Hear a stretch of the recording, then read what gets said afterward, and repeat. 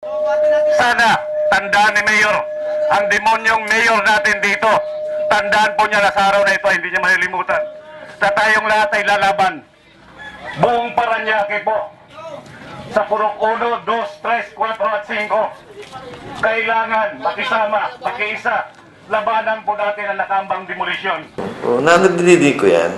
Demonyo pa sinasabi sa akin. Lahat ng mga taga-Silverio ay nagkakaisa. Wala nang makakalaban sa atin dahil silang lahat mas marami tayo!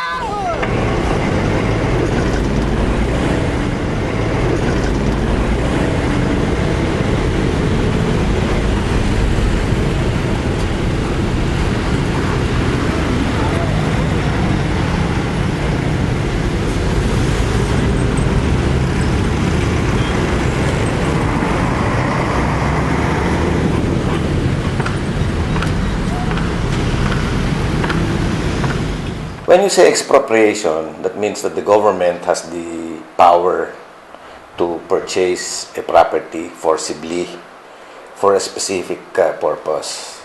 Say, socialized housing or things like that.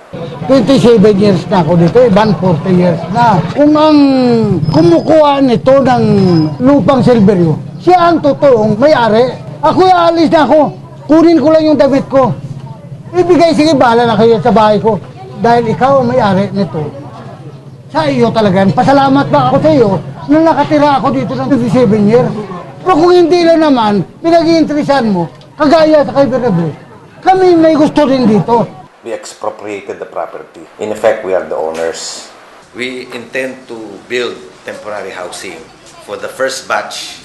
Kasi 1,820 families sila. So we're taking the first batch, say 120 families, and relocate them temporarily. Where they left off will be the medium-rise buildings that will be constructed by the National Housing Authority for the 1,830. Say 2 buildings are completed, we'll take them back and relocate them on site. On site. Not elsewhere in Paranaque or not in the provinces, but right in Silverio, where they came from. O, 20,000 dito tao. Pero sabi niya, ang bigyan niya, 1,800 lang. E paano naman ang ibang alisan niya ng ano, saan pupunta? E naging hudlog na naman yan.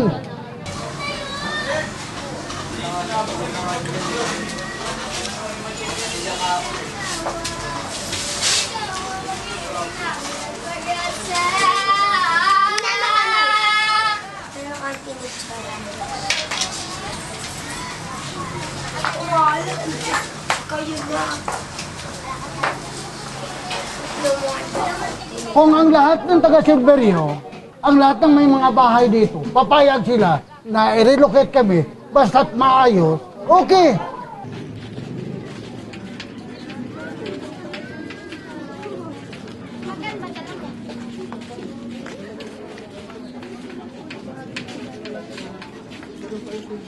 You know, the city is a public corporation. No? As long as it fulfills the ordinance to provide housing for the residents of Silverio, it can go into a joint venture agreement.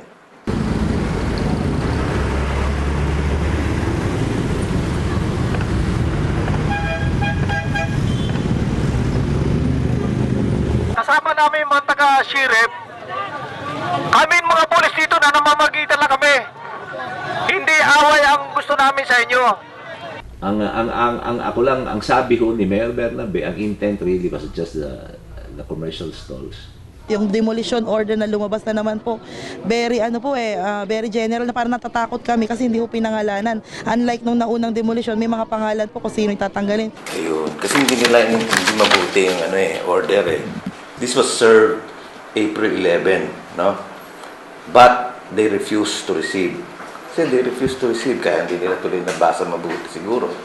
You and all persons occupying the areas along the Silverio Main Road, Purok 1 and Purok 4 Silverio Compound. And those people that are occupying the Silverio Main Road is the Talipapa. Ngayon po walang nakalagay lang po doon all occupants. So ang mga tao po rito natatakot talaga kasi pwede nilang ipatupad anytime po. Wala pong katotohanan na residential yung i-demolish ngayon. Ang i-demolish lang po ngayon yung mga stalls lang po sa commercial, yung hindi tinitirahan. Sabihin na po natin hindi mataas ang pinag-aralan ng mga tao rito pero hindi naman po kami mga tanga at mga bobo na hindi po namin alam kung ano yung pinaglalaban namin. So, hindi nila inintindi, they refuse to understand, they don't want to understand, or they were overtaken by emotions. And so that's where again the trouble begins. Payag kami dahil lang sabi, andito hindi pakialaman. Ay demolish, yung dyan lang sa labas, yung mga ano dyan, yung mga commercial dyan sa labas. Di okay lang kami, nag-upo lang kami dyan. Under negotiation po kami. Pinaserox na lang namin yung waiver kasi pipirma po yung mga officers, pipirma po yung sa parte ng kapulisan, sa parte po ng sheriff at ng aming congressman. Doon po sa negosasyon sana kahapon.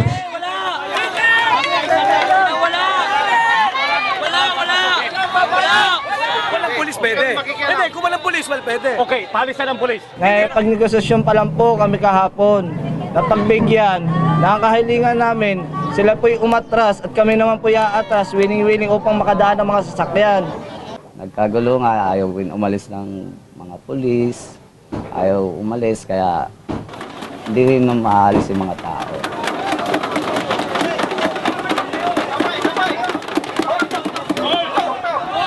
Biglang nag-formation yung mga pulis, taga-undergo kami ng negotiation. Nag-formation sila, biglang naghagis ng tear gas.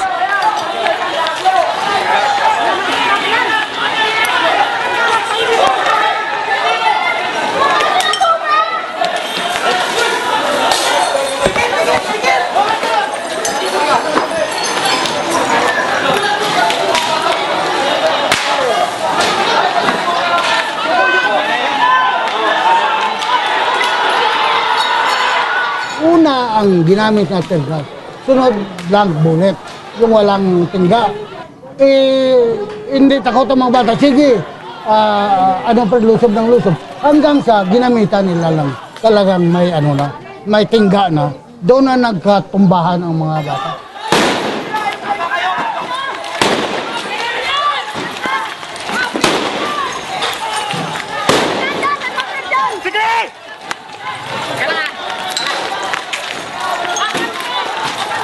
Akala namin warning shot. Kasi nga ho, inatake na yung police, may molotov lahat. Protocol is, these should be warning shots only. But it seems that there are reports that these are not only warning shots. Bigla na lang ho silang nagpaputok ng kanilang baby Armalite. Anim na sunod hong putok. Yun po, namalayan ko na lang, may tama na ho ako sa binti. Yung kasama kong isa'y tumba ho kaagad, tinamaan ho sa ulo.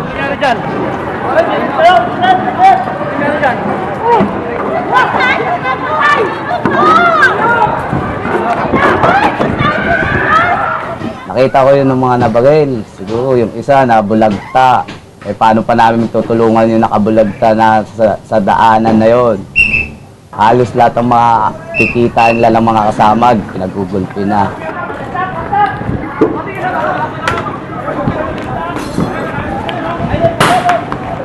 Siyempre nalungkot ako. Una-una, bago nangyari, nagdadasal ako. Ang sabi po ng mga ibang witness galing dito, umanat po daw ng balay mga pulis. Totoo po ba yun? Hindi, sabi lang nila yun. Siyempre, sino paniniwalaan ba natin? Wala naman tama na sa ganyan. Napaka-powerless po, napaka-hopeless namin na hindi namin akalain na kaya kaming ganituhin. Para kaming manok na pinagbababaril lang nila. Siyempre malungkot ka. That's one too many. Di ba?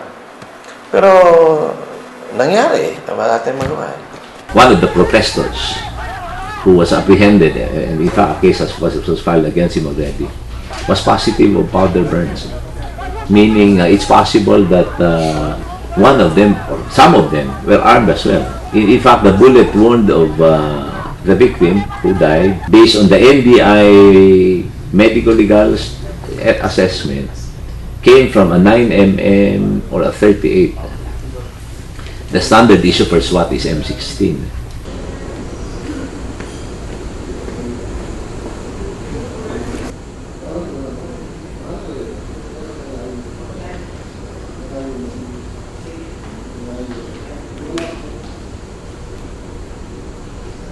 know, it's incorrect for someone who's a police officer, an authority, to hurt an arrested person, especially if handcuffed already. Unless, of course, that he's fighting back or he's trying to hurt the police officer. Outside of that, I must say that the police officers were only doing their jobs.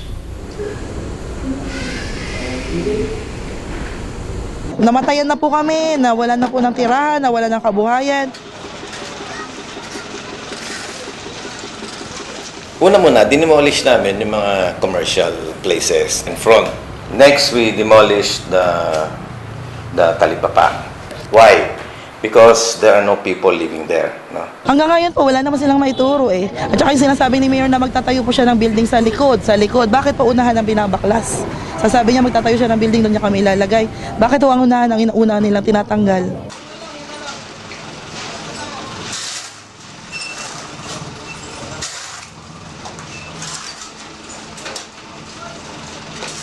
Once I build 1 or 2 buildings and relocated them back to Silverio, then this is proof that I am sincere, my intentions are good, clear, and noble, and this is the proof.